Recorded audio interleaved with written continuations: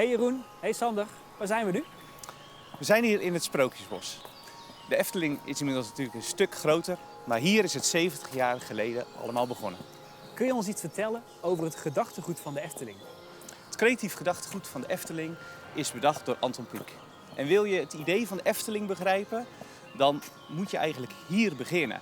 Bij de essentie van de Efteling, het Sprookjesbos. Met als doel en inzet om alle gasten even te laten ontsnappen aan de realiteit van alle dag. Jullie zijn ontwerpers. Hoe vertalen jullie dat gedachtegoed in jullie ontwerpen voor de Efteling?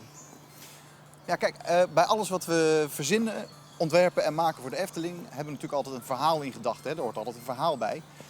De laatste jaren hebben we eigenlijk een soort visie ontwikkeld om dat eigenlijk nog beter te doen. En dat zijn de themagebieden, of zoals we zelf graag zeggen, de immersieve werelden, waarin we de gast echt helemaal kunnen onderdompelen in het verhaal. Bijvoorbeeld bij Max en Moritz en bij de wereld van Sinbad doen we dat al. En wat maakt dat gedachtegoed nou zo belangrijk voor de Efteling? Het gedachtegoed voor de Efteling is ontzettend belangrijk omdat we daarmee in staat zijn die verhalen tot leven te brengen en alle gasten onder te dompelen in de sprookjes en legendes van de Efteling. Als we echt iets weg moeten doen of we moeten iets aanpassen of veranderen, dan kijken we altijd naar de waarde die het heeft. Wat is de ziel en de oorsprong van het sprookje waar het over gaat? Nou, hier in het Sprookjesbos gaat het over de sprookjes van Grimm en Andersen. Maar bij het Spookslot gaat het over het griezelen op een hele bijzondere Eftelingse manier. En dat is ons startpunt. Helaas is het bij het Spookslot onoverkomelijk om daar een aanpassing, of in dit geval zelfs een grotere verandering te doen, vanwege de staat van het gebouw en de verouderde techniek. En vandaag mogen we dus iets gaan onthullen over dat nieuwe project. Ja, klopt. Vandaag gaan we een klein tipje van de sluier oplichten over het thema van het nieuwe themagebied. Kun je ons eens meenemen in zo'n nieuw project? Hoe gaat zoiets? Je krijgt een vraag en dan?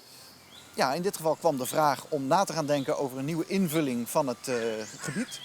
En dan dus specifiek niet alleen maar een attractie, maar echt een themagebied. Super interessante opdracht natuurlijk.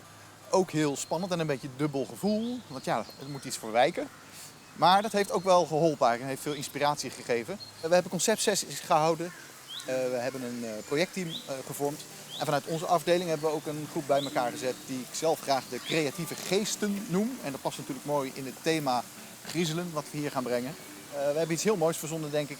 Waarbij de gasten zich straks echt tussen de restanten, de ruïnes van een oude abdij wanen. Maar er zit retail in, horeca, maar ook dus die mooie attractie in een gebouw van ongeveer 20 meter hoog. Dus best wel indrukwekkend. En ik denk dat het een hele mooie nieuwe plek wordt binnen de Efteling.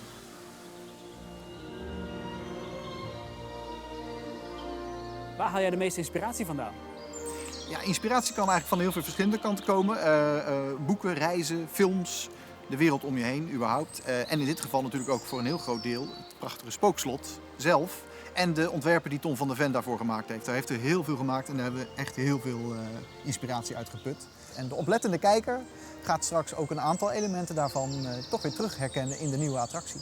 Op wat voor manier dan? Ja, daar kan ik natuurlijk nog niet heel veel over vertellen nu. Maar één belangrijk deel is natuurlijk wel dat de Danse Macabre, het prachtige klassieke muziekstuk wat zo onlosmakelijk verbonden is met griezelen in de Efteling, weer terugkeert en onze gasten gaan op een geheel nieuwe manier de Danse Macabre beleven.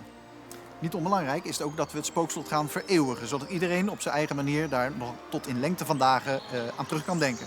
En er komt een waardig afscheid van het Spookslot na de zomer, waarover later meer informatie. En voor nu? Voor nu gaan we eerst heel hard aan het werk.